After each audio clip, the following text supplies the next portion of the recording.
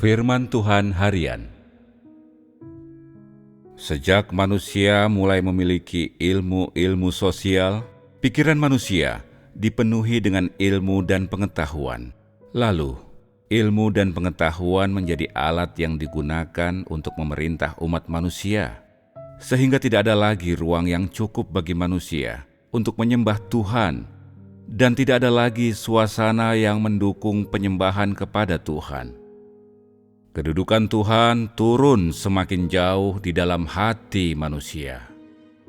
Dunia dalam hati manusia yang tidak memiliki tempat untuk Tuhan adalah gelap, kosong, dan tanpa pengharapan.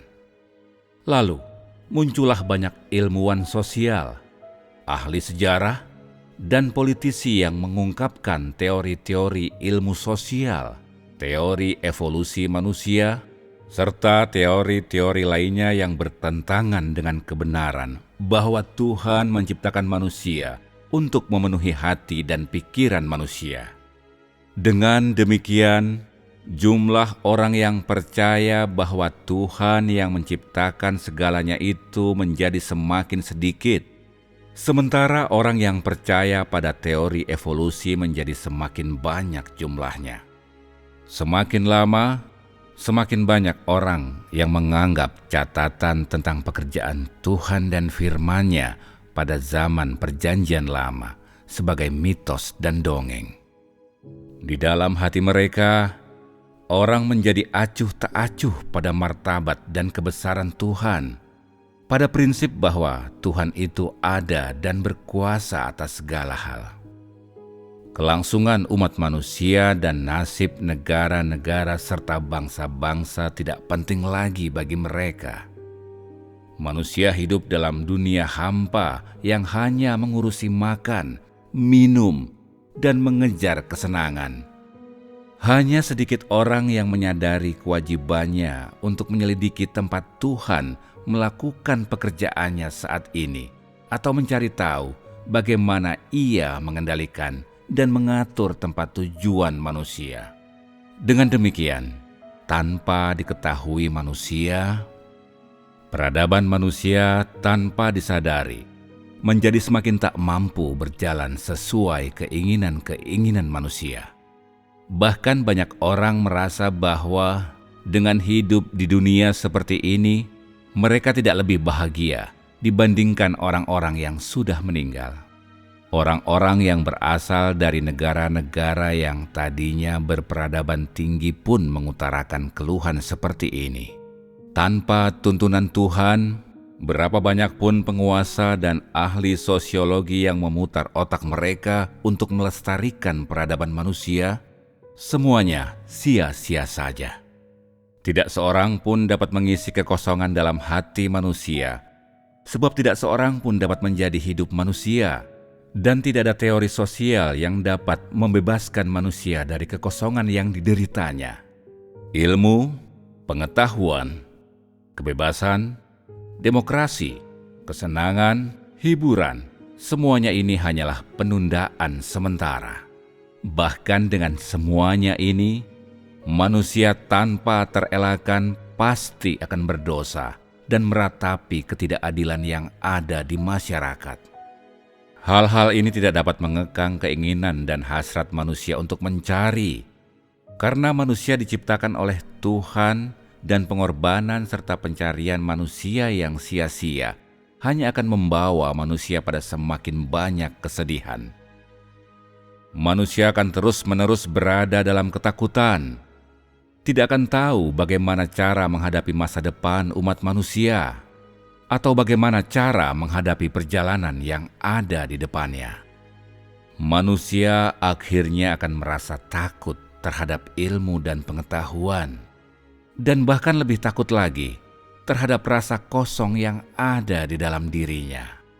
Di dunia ini, terlepas dari engkau tinggal di negara yang menganut kebebasan ataupun negara yang tidak mengakui hak asasi manusia, engkau sama sekali tak dapat meluputkan diri dari nasib umat manusia. Baik engkau yang memerintah ataupun yang diperintah, Engkau sama sekali tidak dapat melepaskan diri dari keinginan untuk menyelidiki nasib, misteri, dan tempat tujuan umat manusia. Apalagi melepaskan diri engkau dari perasaan kosong yang meresahkan. Fenomena seperti ini yang lazim dialami oleh semua umat manusia disebut fenomena sosial oleh para ahli sosiologi. Tetapi belum ada satupun orang hebat yang mampu memecahkan masalah tersebut. Manusia, bagaimanapun juga, hanyalah manusia. Kedudukan dan kehidupan Tuhan tidak dapat digantikan oleh siapapun. Umat manusia bukan hanya memerlukan masyarakat yang adil, tempat setiap orang mendapat cukup makanan dan diperlakukan dengan setara serta mendapat kebebasan, tetapi juga keselamatan Tuhan dan perbekalannya atas kehidupan mereka. Hanya ketika manusia menerima keselamatan Tuhan dan perbekalannya atas kehidupan mereka, barulah kebutuhan, keinginan mencari, dan kekosongan rohani manusia dapat terpenuhi. Jika rakyat suatu negara atau suatu bangsa tidak dapat menerima keselamatan dan pemeliharaan Tuhan, negara atau bangsa seperti itu akan berada di jalan menuju kehancuran, menuju kegelapan, dan akan dimusnahkan oleh Tuhan. Mungkin negara engkau saat ini makmur, tetapi bila engkau biarkan rakyat engkau menyimpang dari Tuhan, negara engkau dengan sendirinya akan semakin kehilangan berkat-berkat Tuhan. Peradaban negara engkau akan semakin terinjak-injak, dan tak lama kemudian rakyat akan bangkit melawan Tuhan dan mengutuk surga. Demikianlah nasib suatu negara tanpa sadar akan dibawa pada kehancuran. Tuhan akan membangkitkan negara-negara yang berkuasa untuk menangani negara-negara yang telah dikutuk Tuhan, dan bahkan mungkin menghapuskan mereka dari muka bumi. Kebangkitan dan kejatuhan suatu negara atau bangsa dilandaskan pada apakah penguasanya menyembah Tuhan, dan apakah mereka mengarahkan rakyatnya untuk mendekat kepada Tuhan dan menyembahnya. Namun, di akhir zaman ini, karena orang yang sungguh-sungguh mencari dan menyembah Tuhan semakin jarang, Tuhan melimpahkan perkenanan khusus pada negara-negara yang menjadikan Kristen sebagai agama negara. Ia mengumpulkan mereka untuk membentuk kumpulan yang relatif benar di dunia, sementara negara-negara ateis atau orang-orang yang tidak menyembah Tuhan yang benar menjadi lawan terhadap kumpulan yang benar ini. Dengan demikian, Tuhan bukan hanya mendapat tempat di tengah-tengah umat manusia untuk melakukan pekerjaannya, tetapi juga mendapatkan negara-negara yang dapat menjalankan otoritas benar untuk menjatuhkan sanksi dan pembatasan pada negara-negara yang menentang Tuhan. Namun demikian, orang yang datang menghadap untuk menyembah Tuhan tetap tidak bertambah banyak, karena manusia sudah terlalu jauh menyimpang darinya, dan Tuhan sudah terlalu lama tidak hadir dalam pikiran manusia. Jadi, yang tersisa di bumi hanyalah negara-negara yang mengerjakan kebenaran dan menentang ketidakbenaran. Namun, hal ini jauh dari keinginan Tuhan, sebab tidak ada penguasa negara yang akan mengizinkan Tuhan memimpin atas rakyatnya, dan tidak ada partai politik yang akan mengumpulkan rakyatnya untuk menyembah Tuhan. Tuhan telah kehilangan tempatnya yang sah di hati setiap negara, bangsa, kelompok yang memerintah, dan bahkan di hati setiap orang. Meskipun kekuatan benar memang ada di dunia ini, pemerintahan yang tidak memberi tempat bagi Tuhan di hati manusia sifatnya rapuh. Tanpa berkat Tuhan, arena politik akan masuk ke dalam kehancuran dan menjadi rentan terhadap serangan. Bagi umat manusia, berada dalam keadaan tanpa berkat Tuhan sama seperti tidak mendapat sinar matahari.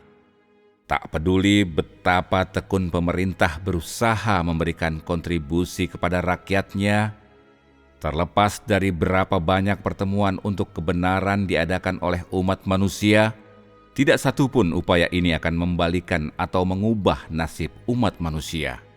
Manusia beranggapan bahwa sebuah negara yang rakyatnya mendapat cukup makanan dan pakaian, yang hidup bersama dengan damai, adalah negara yang baik dan memiliki kepemimpinan yang baik. Namun, Tuhan tidak berpikir demikian. Ia beranggapan bahwa sebuah negara yang di dalamnya tidak ada satu orang pun yang menyembah Dia adalah negara yang akan dimusnahkannya. Cara berpikir manusia sangat bertentangan dengan cara berpikir Tuhan. Bila seorang kepala negara tidak menyembah Tuhan, nasib negaranya akan tragis dan negara itu tidak akan memiliki tempat tujuan.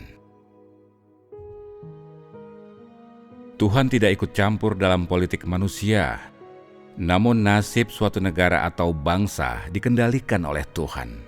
Tuhan mengendalikan dunia ini dan seluruh alam semesta.